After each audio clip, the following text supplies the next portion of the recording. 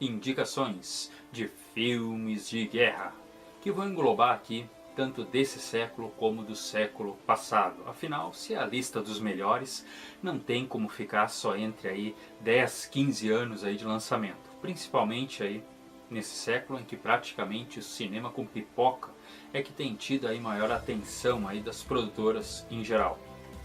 Mas, começando por Fugindo do Inferno. Esse filme aí da Segunda Guerra Mundial. Aliás, Segunda Guerra Mundial e Vietnã é o que eu mais vou citar aqui. Ainda são os dois conflitos aí mais perseguidos aí pelos estúdios. Aqui temos aí um grupo de soldados aí dos Estados Unidos, englobando aí países da Europa e também que se uniram a eles e vão parar em um campo de concentração que a princípio é impossível de se fugir. Uma prisão inviolável.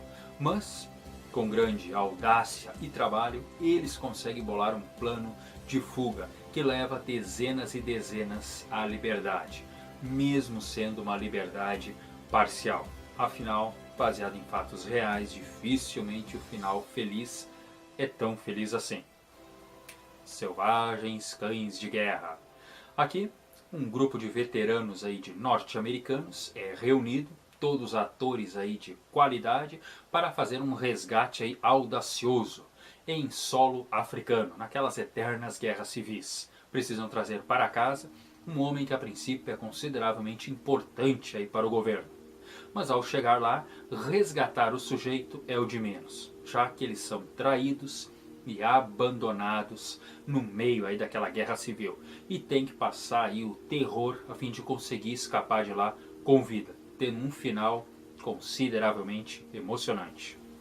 Barco, Inferno em Alto Mar.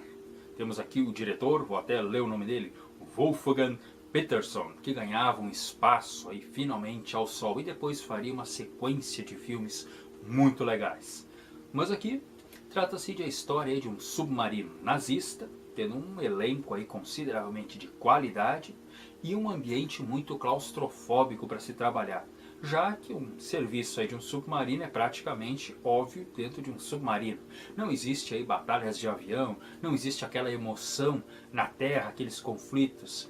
E o Peterson aqui mostra grande qualidade ao dirigir mais um drama dentro do submarino do que propriamente dito fora. Você sente ali o calor que é lá dentro, sente a sujeira, sente o suor, sente a trairagem das autoridades, sente a dificuldade em manter toda aquela galera lá dentro sob equilíbrio, já que é um ambiente muito claustrofóbico.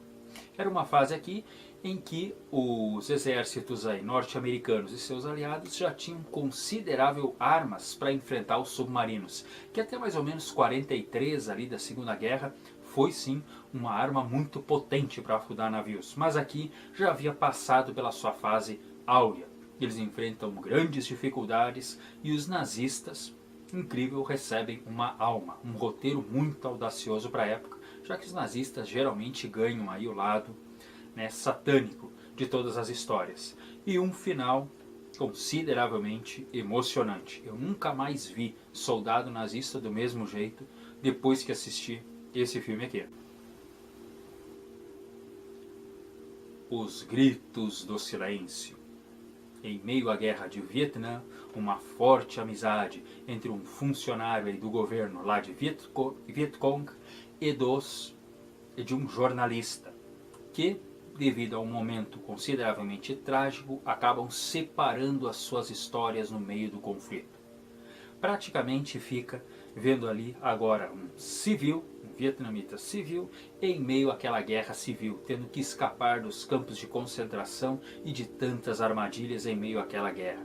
E o seu amigo jornalista fazendo de tudo para tentar resgatar o mesmo do meio daquele inferno.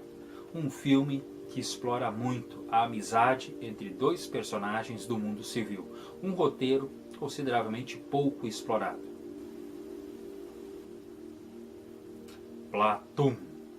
Meados dos anos 80, o diretor Oliver Stone ganha seu lugar ao sol e merecidamente esse filme aqui leva Oscars, algo muito, mas muito raro até então. Porque se trata aqui de norte-americanos o conflito do Vietnã, demonstrando toda a dificuldade, todo o desamparo, toda a crueldade empenhada no meio daquela guerra. Visivelmente é uma grande crítica, né, a toda essa ânsia de poder e de guerra que existe por parte dos governos e o total desinteresse do mesmo em saber como está os seus soldados. Explora todas as áreas, todos os conflitos. É um dos filmes, na minha opinião, mais completo em termos de drama e de soldados.